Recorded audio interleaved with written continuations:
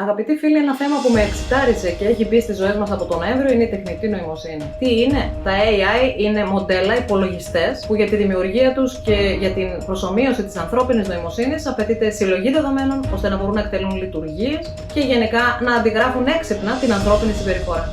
Αντιλαμβανόμαστε ότι οι δυνατότητές τους είναι αδύνατον να συγκριθούν με τις δικές μας, καθώς μπορούν ταυτόχρονα, παραδείγματος χάρη, να εργάζονται και να ερευνούν χωρίς ξεκούραση, χωρίς διαλύματα φαγητού κτλ. Εργάζονται με εκθετική ταχύτητα, δηλαδή η αλλαγή είναι επιβεβλημένη και πολλές φορές συμβαίνει ραγδαία και απροειδοποίητα. Τα επόμενα 2 μέχρι 5, 6, 7 χρόνια θα δούμε τεράστιες αλλαγές, τουλάχιστον στο κομμάτι το επαγγελματικό. Προβλέψεις μιλάνε για 400 εκατομμύρια χαμένες θέσεις εργασίας. Οι μεγαλύτεροι τεχνολογικοί κολοσσοί έχουν ήδη προαναγγείλει απολύσεις, έχουν επενδύσει εκατομμύρια στην εκπαίδευση των μοντέλων AI και έχουν κάνει επέκταση μόνο στο ψηφιακό κομμάτι. Αυτές οι εταιρείες Microsoft, Alphabet, Google κτλ. Έχουν μεγενθύνει τις παγκόσμιες αυτοκρατορίες τους βασιζόμενες στη χρήση των συλλογικών μας δεδομένων, χωρίς ενδιασμούς και χωρίς ανταλλάγματα φυσικά. Ένας άνθρωπος με τη χρήση τεχνητής νοημοσύνης μπορεί να κάνει τη δουλειά που θα κάνουν 20 άνθρωποι και να έχει το output, όπως λέμε, το αποτέλεσμα.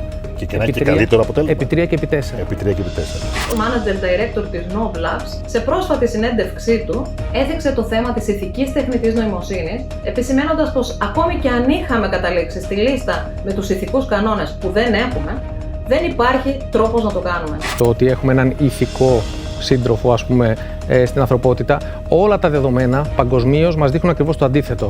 Μας δείχνουν ότι δεν έχουμε τρόπο να εμφυσίσουμε ούτε ηθικούς κανόνες, τους οποίους παρεμπιπτόντως σαν ανθρώπινο είδος παγκοσμίως δεν τους έχουμε καταλήξει. Δεν ξέρουμε δηλαδή ποιοι είναι οι παγκόσμιοι ηθικοί κανόνες που θα πρέπει να έχει ένα μοντέλο τεχνητής νοημοσύνης και να ακολουθήσει. Ένα μοντέλο AI μαθαίνει από τα δεδομένα που του δίνουμε. Και αυτή τη στιγμή τα μοντέλα τα ταΐζουμε όλη τη σαβούρα που υπάρχει στο διαδίκτυο. Άρα όλη την τοξικότητα, όλη την κακία, μαζί με όλα τα καλά φυσικά. Είναι μεγάλη υπόθεση να λέμε ότι μια ηθική τεχνητή νοημοσύνη είναι δυνατόν να παραχθεί. Αυτή τη στιγμή δεν υπάρχει τέτοια δυνατότητα. Και το κακό είναι ότι παράγουμε κάτι το οποίο δεν ξέρουμε πώς θα εξελιχθεί, χωρίς να ξέρουμε πώς να το ορίσουμε και να το περιορίσουμε. Επίσης τόνισε πως είναι κάτι που δεν μπορεί να συγκριθεί με τη βιομηχανική επανάσταση ή την πυρηνική ενέργεια κτλ. Επειδή έχει ζωή από μόνο του. Μπορεί να πολλαπλασιαστεί, να μαθαίνει.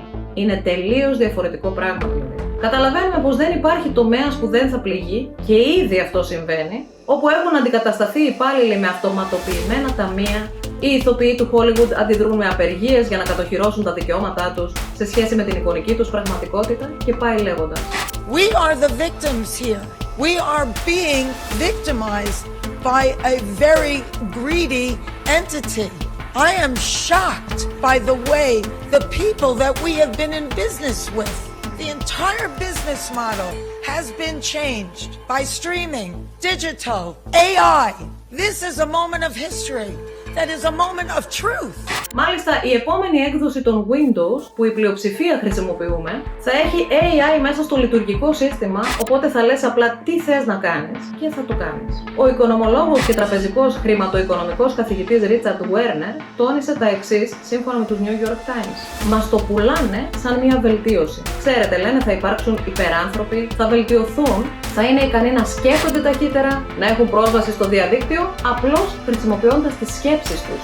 Έτσι το προωθούν, αλλά είναι ένα γιγάντιο βήμα προς τον απόλυτο έλεγχο. Τώρα, αν αυτά τα γεγονότα τα συνδυάσεις με κάποια άλλα που παρατήρησαν επιστήμονες ανά τον κόσμο, όπως ότι έχουν καταγραφεί νανοσωματίδια μέσα στο σώμα ανθρώπων εμβολιασμένων και μη, τα οποία λειτουργούν αυτόνομα και επιπλέον οι επιστήμονες προειδοποιούν ότι γονιδιακά ενέσιμα λαμβάνουν πλήρη έγκριση, τα οποία θα γίνονται διαθέσιμα με όλα τα συμβατικά εμβόλια παγκοσμίως, χωρίς καμία απέτηση για προκλινικές δοκιμές ασφαλείας, τότε πηγαίνουμε σε άλλο επίπεδο. Η ψηφιοποίηση των δεδομένων μας σε μια κάρτα θα είναι απλώς Luna Park μπροστά στο επόμενο βήμα, που θα μοιάζει αναπόφευκτο. Η ηλεκτρική ενέργεια είναι η γλώσσα του εγκεφάλου. Τα πάντα έχουν να κάνουν με συχνότητες. Όταν ηλεκτρομαγνητικά σωματίδια βρίσκονται δίπλα σε νευρώνες, αυτό το ηλεκτρικό πεδίο τους επιτρέπει να επικοινωνούν. Σύμφωνα με την ερευνητική ομάδα καθηγητή του Διεθνούς Πανεπιστημίου της Φλόρινας Σακράτ Κιζροέφ, η οποία πειραματίζεται βασικά πάνω στη θεραπεία εγκεφαλικών νόσων, πέρα από το επίπεδο της έρευνάς του, κατέληξε πως το σύστημα των νανοσωματιδίων προσφέρει ένα νέο τρόπο αλληλοεπίδρασης του εγκεφάλου με υπολογιστές. Γνωρίζουμε ότι το νευρικό σύστημα είναι πάρα πολύ ευαίσθητο. Η τεχνητή νοημοσύνη ήδη μπορεί να ανιχνεύσει επάνω μας τα συναισθήματα και τις σκέψεις όταν εμείς παραδίδουμε τα βιομετρικά μας στοιχεία, δηλαδή την ψηφιακή μας ταυτότητα, ώστε να μπορεί να προβλέψει τη συμπεριφορά μας. Όπως είδαμε, τα αυταρχικά καθεστώτα που πρωτοπορούν τα πειράματα σε ανθρώπους, οι ίδιες τεχνολογίες έχουν μετατραπεί σε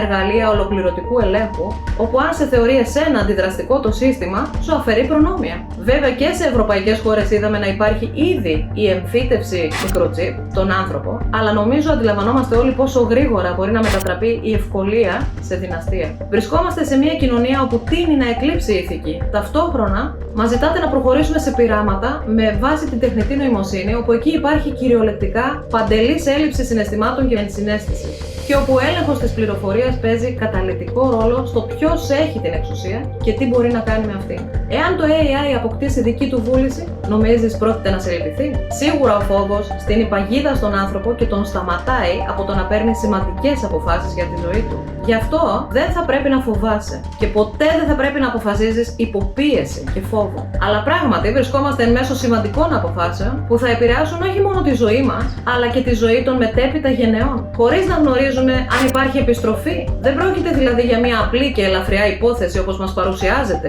ή όπως πολλοί ελαφρόμυαλοι θεωρούν ότι θα είναι το ίδιο μωρέ με τα δεδομένα που έχει το κινητό σου κτλ.